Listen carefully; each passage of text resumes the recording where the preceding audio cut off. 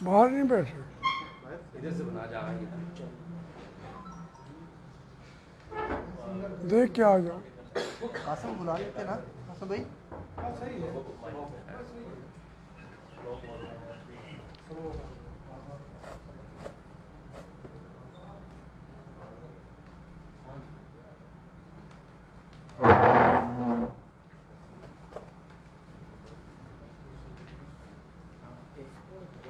ना ना इसको ना छेड़, इसको नहीं छेड़। नहीं नहीं नहीं नहीं नहीं नहीं वो उसने अपने एंगल से लगा था। सेटिंग की हुई है, उसको आने दो भी, कोई मसला नहीं। फिर आप मिल के डिस्कस करके कर लेंगे ना। तो आप ये उस साथ नहीं, आप ही पाओ। और कुर्सियाँ छोड़ दो, गंदे हो, मैं माना हूँ। कुर्सी है जी पीछे, दो कुर्सी है।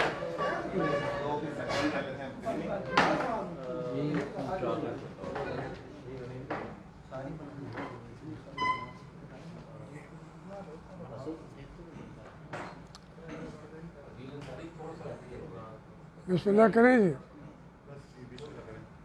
हाँ, कितने मिनट? चले चले।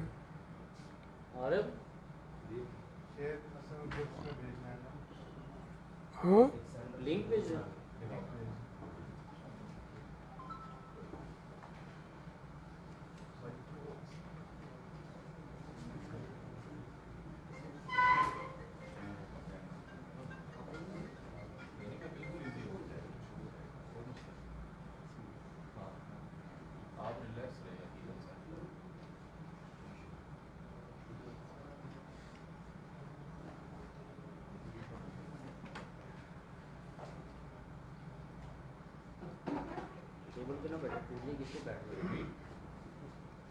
बैठो बैठो यार, जो है बैठो।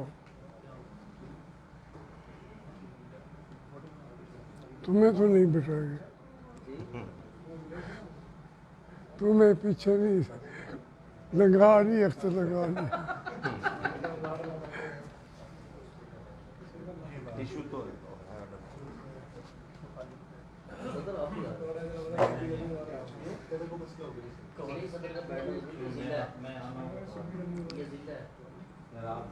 चलो, इनका आज बड़ा अच्छा लगा हुआ था।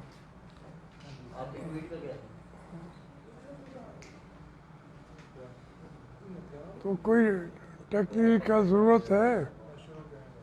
हाँ।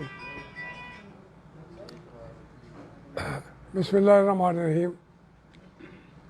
मैं मुल्तान के और मकामी जर्नलिस्ट आज़ाद का शुक्रगुज़ार हूँ कि आप मुख्तसर वक्त में सफ़र करके यहाँ पहुँचे।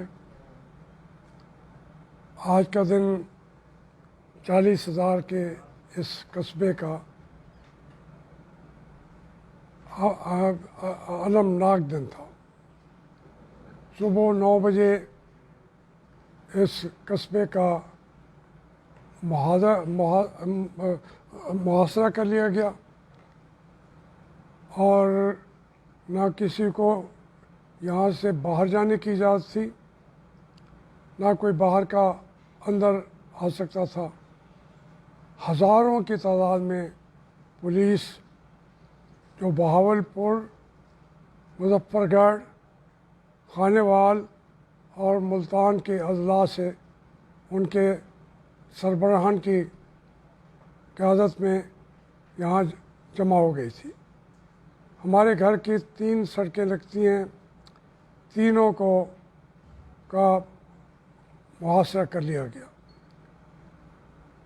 और हमें नहीं मालूम, हमने समझा कि ये गिरफ़्तार करने आए होंगे, क्योंकि ये सिलसिला हमारे फैमिली के साथ आधी सदी से चल रहा है। तो हम फ़ौरन तैयार हो जाते हैं। तो हम अपना सामान उठा के बाहर बैठ गए क्या आप ले जाना है, लेकिन उनके पास भेजा तो उन्होंने बैरियर खड़े करके कहा कि जो आएगा आगे गोली मार देंगे। अब समझ नहीं आती थी क्या करना चाहते हैं, उनको क्या अहकामात हैं। कोई आज तक ज़िंदगी में हमने खिलाफ कानून कोई हरकत ही नहीं की। अपनी ज़िंदगी को, अपने बच्चों को तरबियत भी ऐसे ही हमेशा दी गई है। तो क्योंकि इसी विसिनिटी पे हम भी थे, वो भी थे, तो बाद में पता चला कि जो हमारी स्कूल है मैमूना हाशमी का, उसके दरवाज़े तोड़कर उसके अंदर घुस गए। वहाँ के जो बच्चे थे, दूसरे अफराद थे, उनको माल बना लिया। फिर ये इधर नौबहार मैरिज क्लब का बड़े दरवाजे से, जिसके साथ ही 2 कमरे जहेज बहार के भी और मैमूना के रिहायशी हैं, फिर उसके ऊपर उन्होंने चारों तरफ से घिराव करके छतें गिरानी शुरू कर दी, दीवारें गिरानी शुरू कर दी। समझ नहीं आता कि इसमें ज़मीन हमारी अपनी है, वो कोई चूँकि एक कवर के लिए कि कोई औकाफ बात कर रहे थे। औकाफ की ज़मीन मौज़ा मखदूम रशीद में है, वो यहाँ से आधा मील है, और ये ज़मीन मौज़ा घड़ियाला में है, जहाँ औकाफ का 1 इंच ज़मीन भी नहीं है। कागजात उठा के देख लें। और जो उन्होंने एक्शन किया, बाद में वो उनको परेशानी हुई कि हम उसको जस्टिफाई कैसे करेंगे। तो फिर उन्होंने मुख्तलिफ बातें करनी शुरू की। हमारे जो बच्चे गए, उनको पकड़ के बख्तरबंद गाड़ियों में बंद कर दिया, उनसे मोबाइल छीन लिए और उनको ज़दोकोब भी किया। जैद बहार साहब उनको छुड़ाने के लिए गए तो इन्हें भी साथ ही ज़दोकोब कर दिया। इन्होंने कहा भाई किस वजह से आप ये कर रहे हैं, कोई कानून कोई असूल दुनिया का तो होता है। उन्होंने कहा कानून भी हम हैं, हम जो चाहेंगे करेंगे। तो मैंने भी इनको आदमी भेजा, मैंने कहा आप वापस आ जाएं। अब ये जो सिलसिला है ये तकरीबन 5 घंटे तक चलता रहा है। 3 घंटे तक यहाँ था, फिर इसको पूरी तरह गिरा दिया गया। कोई तकरीबन 7-8 करोड़ का नुकसान पर पहुँचा लें, लेकिन फिर वो वहाँ पे थाने के सामने हमारे वहाँ पे शेड्स हैं मुर्गियों के। ये शादी घर जो है ये जैद साहब का था, जो साथ घर है वो इनका और इनकी बेगम मैमूना हाशमी का था। स्कूल मैमूना हाशमी वो चलाती हैं, और कॉलेज फिर साथ नोबल कॉलेज है, वो भी मैमूना हाशमी और आमना हाशमी का है। तो फिर जो वहाँ जाके शेड तोड़े, वो मेरी 6 बेटियों की वो जायदाद है, उनको अपने ननिहाल ने दिए थे, जो वो लावाल थे। एक बेटी थी तो वो उस वजह से मेरे बच्चों के नाना ने उनको वो ज़मीन दे दी। अब मेरी जायदाद तो थी नहीं, मुझे तो उस लिहाज से उन्होंने शायद कोई नुकसान नहीं पहुंचाया, पर मेरे बच्चों की रोज़ी को, उनके मामलात को आज आप जाके देखें, वो मोहिंजोदारो लगता है। हड़प्पा और मोहिंजोदारो की आप तहरीकों की तरफ देखेंगे और जो उन जगहों को जाके देख लें, जैसे उन्होंने इसको मिसमार किया है बेदर्दी के साथ। और कोई करीब आता था, अब पूरा गांव उधर से इधर से हम बैठे हुए हैं, लोग कहते थे कि हमने जान दे देनी है, हमने जंग करनी है। मैंने कहा ये जंग का मसला नहीं है, हम पाकिस्तान में रह रहे हैं, हमारी स्टेट जो है वो हमारी बाढ़ हमें खाने नहीं खाएगी, लेकिन बाढ़ ने तो खाना शुरू कर दिया अपने खेत को। वो ये उन्होंने तहस नहस करके चले गए। जो ये कानून होता है, कानून की हुक्मरानी होती है, उसकी पासदारी की जाती है, हमने सारी उम्र किया है। लेकिन इख्तलाफ राय मुआशरों में ये बहुत ही ज़रूरी होता है। इसमें कोई शक नहीं कि हम मौजूदा इस्टेब्लिशमेंट को उनका कानूनी हक नहीं समझते। जो चीज़ें वो कर रहे हैं, हम समझते हैं इस मुल्क को वो चलाने के काबिल नहीं है, वो एग्जेक्टिव ना बने। जब वो एग्जेक्टिव बन जाते हैं, इमरान खान भी उनके बेचारा नीचे आ जाता है। अब हमें इमरान खान तो एक लिहाज से फैशिस्ट है ज़हनी तौर पे, लेकिन वो तो उनका कारिंदा है, वो तो बोल भी नहीं सकता। जो उनका बास कहता है वही वो करता है। तो इसलिए जब अगर मैं बाजवा साहब के बारे में बात करता हूँ या मैं अफवाज पाकिस्तान के बारे में बात करता हूँ, यकीन मानिए हम यहाँ से आज भी जा रहे थे, 3 ट्रक फौजियों के उन्होंने खड़े होकर मुझे सलूट किया। हम अगर उनके ख़िलाफ़ होते, वो फ़ौज भी जानती है कि हम उन्हीं के लिए बात कर रहे हैं, उन्हीं के नाम को आगे बढ़ा रहे हैं और उसकी ताकतवर फ़ौज चाहते हैं जो हमारा 7 गुना बड़ा दुश्मन है, जो उनकी सफ़ों में जाके तहस नहस कर दे उनकी सफ़ों को। हमारे सफ़ शिकन आदमी जो हैं उनको आप अपने घरों के ऊपर, अपने पाकिस्तानियों के ऊपर जो वहाँ भेज देंगे तो वो कैसे मारेंगे हमें? मारना है मार भी लें, लेकिन ये लॉलेसनेस जो है ये अगर हमने कर दी पूरे मुल्क में, खाना जंगी की जो सिम्टम्स हैं आपने ख़ुद क्रिएट करने शुरू कर दिए। हमें जो बाकी होता रहा है जावेद लतीफ़ के साथ हुआ है, लाहौर में हर घर के ऊपर हुआ है, इसी तरीके से मुस्लिम लीग के लोगों पे जेलों में इधर उधर। तो ये क्या हो रहा है? सिर्फ यही नहीं, पीपल पार्टी को जो सियासी तौर पर इख्तलाफ है उनको अपना मौक़िफ़ तो पेश करने दें। हमारा मौक़िफ़, मैं तो ये कह चुका हूँ कि मैंने हर कीमत पर अपनी ये जंग जो मैंने 50 साल पहले वहाँ से शुरू की और 10 साल पहले अयूब खान के ख़िलाफ़ ली, तो मैं वो 60 साल की जो मेरी आदतें हैं एस्टेब्लिशमेंट के ख़िलाफ़ बात करने की, उनको समझाने की, कोई दुश्मनी नहीं है। तो ये अब यहाँ पे तो कुछ लोग कहते हैं ये फ़ौज चाहिए भी नहीं। मैं कहता हूँ नहीं, हमें मजबूत फ़ौज चाहिए, हमें ताकतवर फ़ौज चाहिए। हम इनको सलूट करें, हम इनके पीछे शीशा पिलाई हुई दीवार बन के खड़े हो जाए जब ये जाएं फ्रंटियर की हिफाजत के लिए, लेकिन वो हमारे घरों के ऊपर तोपे लगा के खड़े हो जाते हैं। तो क्या करना चाहते हैं? कितने लोगों को आप दहशतगर्द बनाएंगे? दहशतगर्द तो आप हैं। ये आज का जो वाक़या है ये दहशतगर्दी की उम्दा मिसाल है। इससे बड़ी मिसाल हो नहीं सकती कि हम जेल में जाने के लिए तैयार हैं। हम अपने आप को डिफेंड अदालतों में करते भी आए हैं।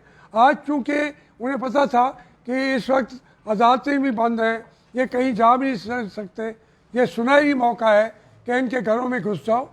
मेरी बेटियों के घरों को उनके घरों में घुसे हैं, उनके स्कूलों में घुसे हैं और बच्चे बैठे होते जो वहाँ पर पढ़ते हैं, तो ये कॉलेज में घुसे हैं। ये तो तरीका नहीं है। और इस तरीके से अगर ये करते जाएंगे तो फिर इनके साथ मोहब्बत कौन करेगा? मेरा वो दिल मोहब्बत वाला वो तो वापस दे दे, वो तो मैं अपने दिल के अंदर रखूँगा, मोहब्बत करूँगा आपसे, लेकिन आप इस तरीके से नफरत करेंगे। ये सूरत हाल आप देखें कि वहाँ पे कोई करोड़ों रुपए का नुकसान पहुँचा है, करोड़ों का, लेकिन उसकी फिक्र भी नहीं है। हमने दावा भी कोई नहीं करना। अगर ज़रूरत तो होगी तो करूँगा साबित करने के लिए कि इन्होंने ये किया है। मेरे बच्चे जो हैं जिनका कोई उनका रिज़्क़ के दरवाजे आप बंद कर सकते हैं? राज़िक़ तो अल्लाह है, वो देगा, पहले भी उसी ने दिया है, फिर भी दे देगा। लेकिन ये समझेंगे हम सर उठा के कहेंगे यस सर? नहीं, ये आप करते हैं। अमेरिका को भी यस सर करते हैं। आप जाके इंडिया के वज़ीर आज़म कभी यस सर करते हैं, हम नहीं करते। हम दुश्मन को दुश्मन समझते हैं।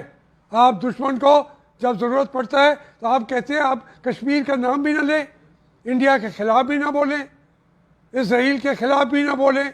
बोलो, तुम्हें किस लिए चुना गया है इमरान खान और हमारे अफवाज के लोग? वो फ़लस्तीनियों की मदद के लिए अमली तौर पर आगे जाएं। हमारे घरों को आपने तेल अवीव का घर समझ लिया है। ये दुश्मनों का घर है। तेल अवीव वालों का घर भी वहाँ लंदन में है, कोर्ट समेत वालों का है, जिसने सबसे ज़्यादा अभी तारीफ की है और तहफ़्फ़ुज़ किया है इसराइल का।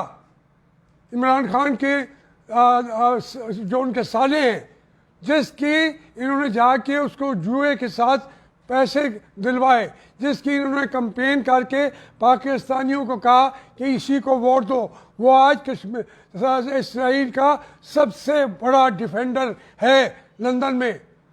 वो अरबों रुपए इसराइल को दे रहा है। इनके बेटे उनकी कैंपेन कर रहे हैं। हम तो कोई ऐसा हमारे में कोई जुर्म लगा ही नहीं सकते। या आप ये आए हुए, आप जाएं वो जगह देखें क्या हो रहा है। यहाँ कोई, ये पुरअमन इलाका है।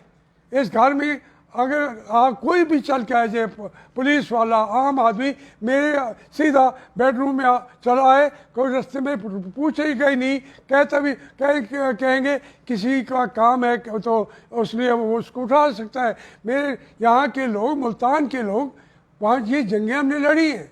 और आज ये अगर समझते हैं कि नवाज शरीफ के साथ देने से भी ये क्यों पीछे हट जाएं, ये यार कोई तुम्हारे अकल का इलाज होना चाहिए। नवाज शरीफ से पीछे कौन हटेगा? वो तो जंग मेरी लड़ रहा है, वो जंग मेरे बच्चों की लड़ रहा है, मेरी आने वाली नस्लों की जंग लड़ रहा है। मैं उसके साथ क्यों न जाके खड़ा हूँ?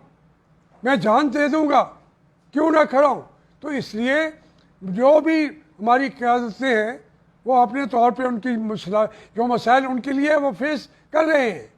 मैं सिर्फ अपनी जो बयानियाँ है मैं उसका प्रचार रखूँ, मैं उसके प्रचार करता रहता हूँ उसके लिए कि मेरा किरदार इसके पीछे है।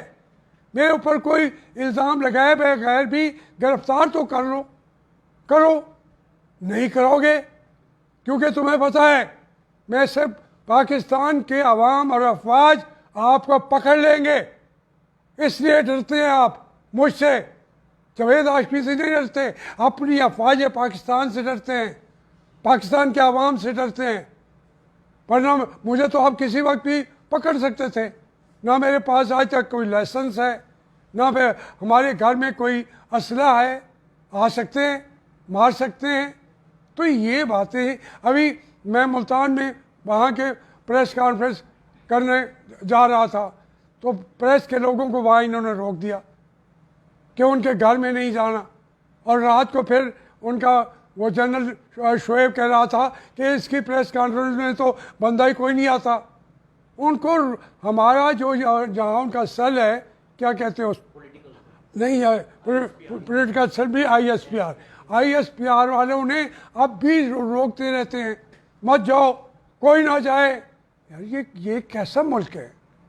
ये तो हमारे कायदे आज़म ने तो बड़े दावों के साथ, मोहब्बतों के साथ, कुर्बानियाँ दे के बनाया था और कहा कि ये ऐसा मुल्क है कि अक़लियतों के साथ, यहाँ पे जो डाउन ट्रॉडन लोग हैं उनके साथ अकड़ के बात ना करना। मेरे फौजियों, तुम इनके नौकर हो, नौकर बन के रहना। मैंने तो मर जाना है, लेकिन तुमने पाकिस्तान के अवाम का नौकर बन के रहना है। वो कहते हैं हम मालिक हैं, वो फैसले भी खुद करते हैं, वज़ारत ख़ारजा भी वही चलाते हैं। और उन्होंने चीन के साथ कब धोखा करना है, अमेरिका के साथ कब उसके अहकामात को माना है, तो वो अपनी प्रमोशन की तरफ, जिनकी आंखें वाशिंगटन की तरह लगी हुई हों, तीसरी एक्सटेंशन के लिए दिल में लड्डू फूटते हों, वो हमें जिंदा भी नहीं रहना देना चाहते। और हाँ, जो आदमी 60-70 साल से, यानी 5-6 साल की उम्र से लड़ रहा है, वो आपसे डर जाएगा?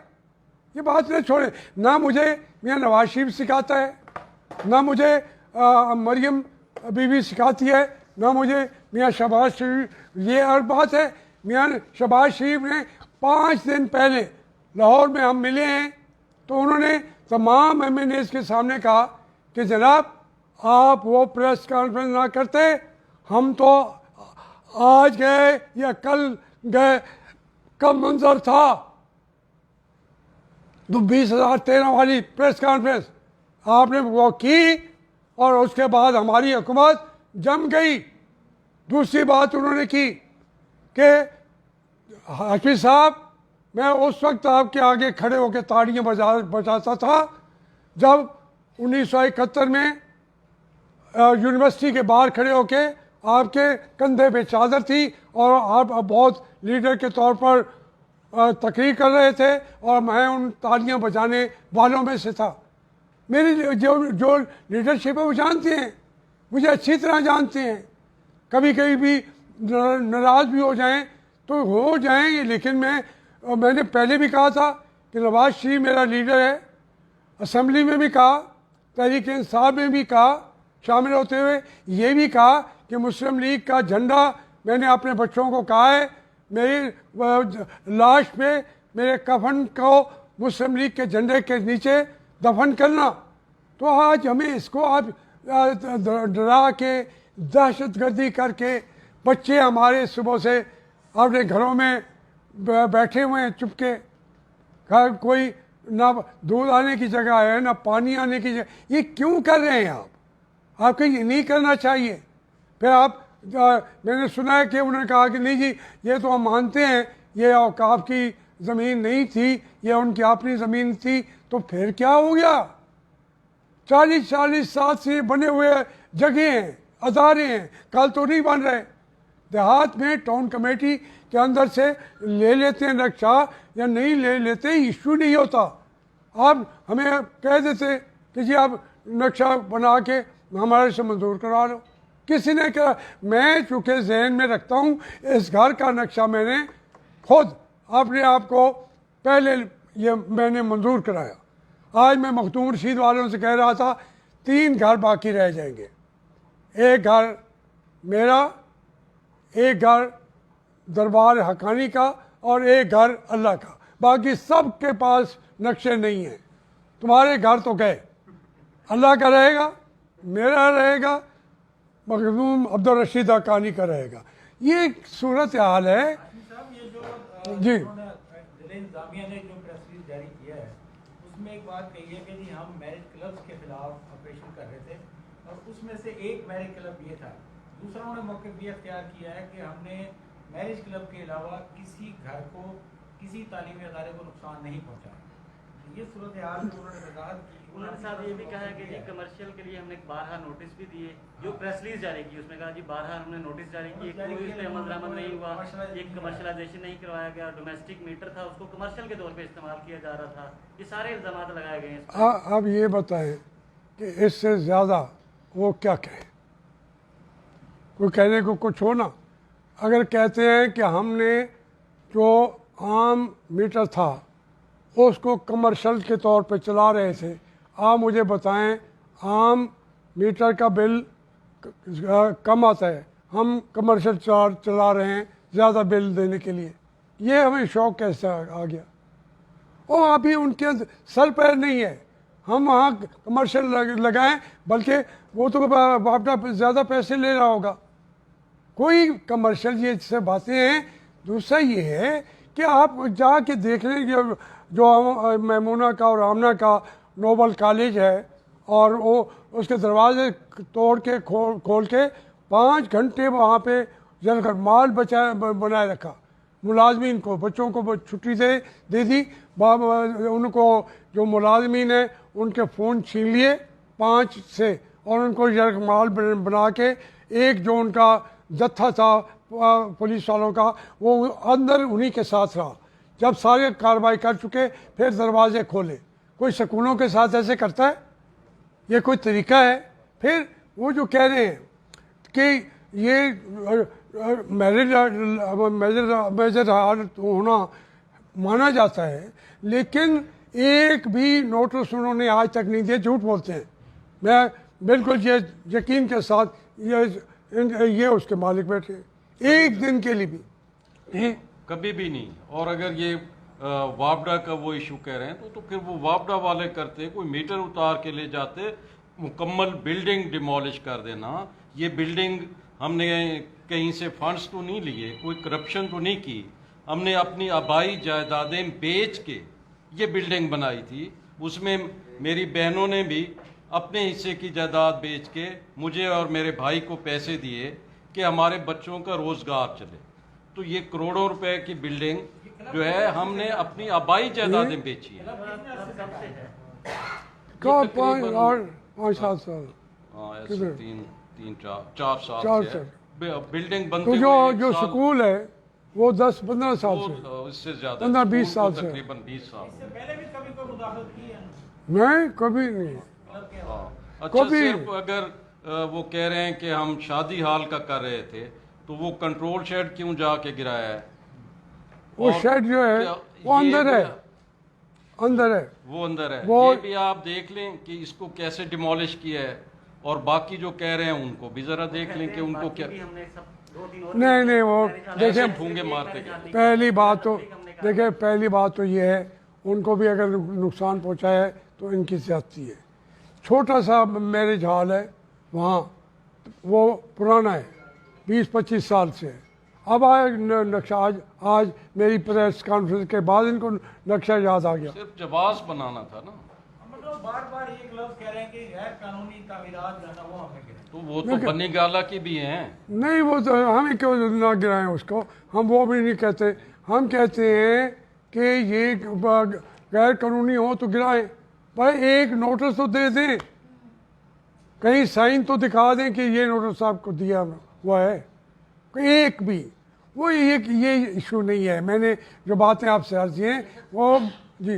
अभी जो आपका वो पिछले दिनों जो बयान वायरल हुआ है जिस पर जो है वो काफ़ी तनकीद की जद में है, तो जिस पर जो है वो मुस्लिम लीग नून ने भी जो है ये कहा गया कि आपका ज़ाती बयान है, तो क्या कहेंगे कि वो इतना वजनी बयानिया है कि मुस्लिम लीग नून आपकी जमात भी नहीं उठा पा रही? नहीं, मैं आज आपको भी उसकी जो है वो आपके खिलाफ भी इसी सिलसिले में जो है वो कार्रवाई की गई है। नहीं, ऐसी बात नहीं है, बिल्कुल नहीं। वो मेरी जमात हर कीमत पर, हर सतह पे मेरे मुशावरत में रही है भी, लेकिन वो मेरा एक इंडिविजुअल, मेरी कोई हैसियत है कि नहीं है। मैं पूरे मुल्क को बात कर सकता हूँ कि नहीं कर सकता। मैं तो इससे अबाब हो के, जमातों से भी अबाब हो जाता हूँ, जो कौम के हक में जा रही हूँ तो मेरी पार्टी को नुकसान हो जाए तब भी मैं बयान दे देता हूँ। तो आज भी मेरे तमाम लीडरों के फ़ोन आए हैं, बातें की हैं, ट्विटर पे चला रहे हैं। इस वक्त नंबर 1 पे ये आपका, हाँ जी, हाँ। तो ये सारा क्यों हो रहा है? मैं अकेला तो नहीं लड़ सकता ना, जमात भी।